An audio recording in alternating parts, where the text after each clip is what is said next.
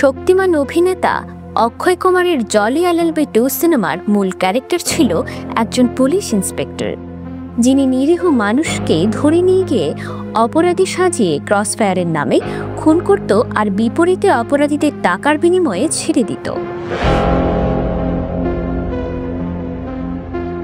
বাস্তবের জলি এলএলবি 2 সিনেমার সেই পুলিশ ইন্সপেক্টর ছিলেন টেকনাফ থানার প্রাক্তন ওসি প্রদীপ কুমার দাস, যিনি দিনকে রাত বানিয়ে দিনের পর দিন খুন করেছেন অসংখ্য নিরীহ মানুষকে। বিপরীতে প্রকৃত ইয়াবা কারবারিদের লালন পালন করে গড়েছেন টাকার পাহাড়। জলি এলএলবি 2 সিনেমায় ক্রসফায়ারের নামে অসংখ্য খুন করে ইন্সপেক্টর সূর্যা বীর সিংহ দীর্ঘ সময় পার পেলেও এক পর্যায়ে এক নারীর স্বামীকে বিয়ের মঞ্চ থেকে তুলে নিয়ে খুনের ঘটনায় ফেঁসে যান, কারণ ওই নারী ছিলেন হার না মানার পাত্র। শেষ পর্যন্ত আদালতে বিচার পায় তার স্বামী। ওসি প্রদীপের ক্ষেত্রেও ঠিক একই চরিত্র দেখা গেছে। দিনের পর দিন অসংখ্য নিরীহ মানুষকে খুন করলেও অবসরপ্রাপ্ত মেজর সিনহাকে ক্রসফায়ারের নামে খুন করে ফেঁসে যান তিনি। হার না মানা বোনের লড়াইয়ে শেষ পর্যন্ত ওসি প্রদীপ ও লিয়াকতকে নিম্ন আদালতে ফাঁসিতে ঝুলানোর রায় দেওয়া হয়। নিম্ন আদালতে 2022 সালে ফাঁসির রায় দিলেও উচ্চ আদালতের আইনি প্রক্রিয়ায় কার্যকর হয়নি মৃত্যুদণ্ডাদেশ। দীর্ঘ লড়াইয়ের পর সোমবার উচ্চ আদালতের রায়েও ফাঁসির রায় বহাল রাখা হয়েছে। এই আদেশে খুশি সিনহার পরিবার সহ পুরো কক্সবাজারের মানুষ। ফাঁসির রায় দ্রুত কার্যকর চান তারা। আমরা নিচে একটা সুবিচার পেয়েছি সেটা বলতে পারি, আবার এটাও আশা করতে পারি একজন সীমান্তের মানুষ হিসাবে এই ক্রসফায়ারটা, এই অবিচারটা বন্ধ হবে, সেটা সংশ্লিষ্ট প্রশাসনের কাছে মেসেজ যাবে বলে আশা করতেছি। জনসাধারণ এবং কক্সবাজার জেলার যে প্রত্যেকটা জনসাধারণ চাচ্ছে আমরা হুবহু ওনার যে ফাঁসিটা বহাল থাক, এটাই আমরা চাচ্ছি।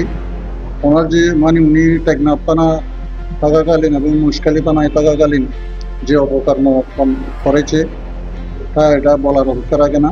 তিনি একজন মানুষকে হত্যা করার পর, বিচার বহিত হত্যা করার পর তিনি বলতেন এটা ওনার অ্যাচিভমেন্ট, তিনি এটাকে গর্বের সহিত তিনি এটাকে উদযাপন করতেন। কারণ এটি একটি এমন একটি হত্যাকাণ্ড করতেন যে হত্যাকাণ্ডটা একটি মাস্টার মাইন্ড। হাইকোর্টের যে আইন সেটা আমরা হাইকোর্টকে সম্মান প্রদর্শন করে আমরা সেটি দ্রুত কার্যকরের জন্য আহ্বান জানাবো। নিম্ন আদালতের রায় মাননীয় হাইকোর্ট বহাল রেখেছেন। এর পরের ধাপ হচ্ছে এই মামলার সংক্ষুব্ধ আসামিরা চাইলে মাননীয় অ্যাপিলেট ডিভিশনে যেতে পারেন। ওখানে অ্যাপিলেট ডিভিশনে যদি তারা ব্যর্থ হয় তাহলে মাননীয় রাষ্ট্রপতির কাছে তারা ক্ষমা চাইতে পারেন। এছাড়া আর কোনো বিকল্প নাই।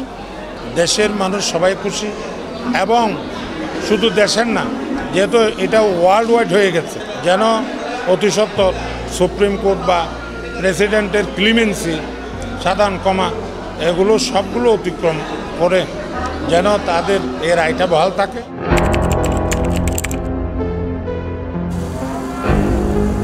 মহেশখালীতে জলদস্যু আত্মসমর্পণে ব্যাঘাত ঘটাতে গিয়ে 2018 সালের 20 অক্টোবর রাতারাতি টেকনাফ থানায় বদলি হন ওসি প্রদীপ।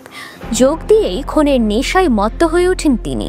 মাত্র 4 দিনের মাথায় মফিজ আলম নামে এক ব্যক্তিকে কথিত বন্দুকযুদ্ধের নামে খুন করেন। শুধু মফিজ আলম নয়, ওসি প্রদীপের হাত থেকে রেহাই পায়নি নিরীহ দিনমজুরও। মাদকের অভিযোগ তুলে প্রকাশ্যে খুন করা হয়েছে নিরীহ লোকজনকে। তৎকালীন ক্ষমতাসীন আওয়ামী লীগের মন্ত্রী, এমপি এবং প্রভাবশালী আমলাদের শেল্টারে থাকায় ওসি প্রদীপের বিরুদ্ধে কেউ মুখ খোলার সাহসও করেনি। বেশ কিছু সাংবাদিক ছিল তারা পোষা বিড়ালের মতো। খুনের শুটিং ধারণ করে দেশে নতুন ইতিহাস তৈরি করেছিলেন তারা। এতে পিছিয়ে ছিল না দেশের প্রথম সারির গণমাধ্যমও। স্থানীয়রা বলছেন মানুষ খুনের নেশা পেয়ে গিয়েছিল ওসি প্রদীপের। সে কারণে প্রতিদিন ক্রসফায়ারের নামে নিরীহ লোকজনকে মেরে ফেলতেন। যাকে মেরে ফেলা হতো বা ঘর ছাড়া করা হতো তার পরিবারের নারীদের উপর পাশবিক নির্যাতন চালাতেন ওসি প্রদীপ। টেকনাফে অসংখ্য নারী ওসি প্রদীপের দ্বারা নির্যাতনের শিকার হয়েছেন। কিন্তু শেষ রক্ষা হয়নি। চেকপোস্টে সাবেক সেনা কর্মকর্তা সিনহা মোহাম্মদ রাশেদ খান হত্যাকাণ্ডে থেমে যায় ওসি প্রদীপের খুনের প্রতিযোগিতা, রক্ষা পায় অসংখ্য মানুষের জীবন। কিন্তু প্রশ্ন হলো, যেসব রাজনৈতিক নেতা, মন্ত্রী, এমপি, পুলিশের বড় বড় কর্মকর্তা, সাংবাদিক যারা ওসি প্রদীপকে জল্লাদে পরিণত হতে সহযোগিতা করেছে, তাদের শেষ পর্যন্ত কিছুই হয়নি কেন? উচ্চ আদালতে ফাঁসির রায় বহাল রাখায় সন্তুষ্টি প্রকাশ করেছেন কক্সবাজারের মানুষ। ভবিষ্যতে যাতে আর কোনো ওসি প্রদীপের উত্থান না হয় সেদিকে খেয়াল রাখতে বলেছেন তারা।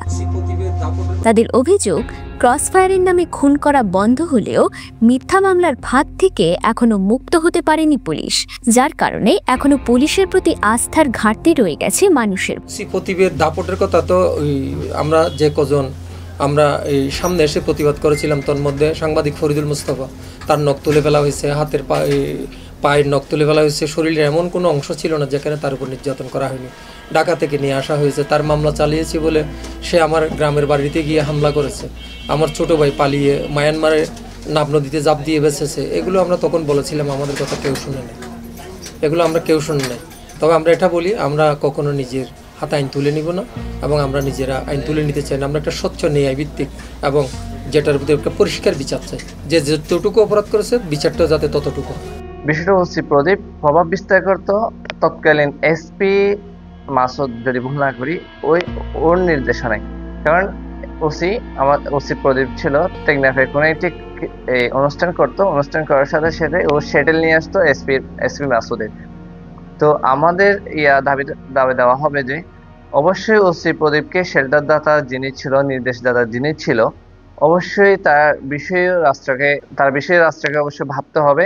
এই মামলার রায়টা একটা সোশ্যাল মনস্তাত্ত্বিক কিছু স্টিগমা, যেগুলো হচ্ছে যে দীর্ঘদিন যাবৎ অক্টোপাসের মতো, জগদ্দল পাথরের মতো চেপে ধরে বসেছিল, এটার একটা বিশাল একটা প্রতিবাদ হিসাবে এই রায় সারা জীবন কাজ করবে বলে আমি মনে করছি।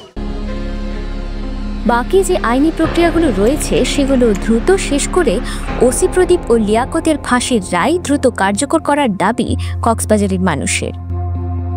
মুমতাহিনা মাহি, বিনো নিউজ।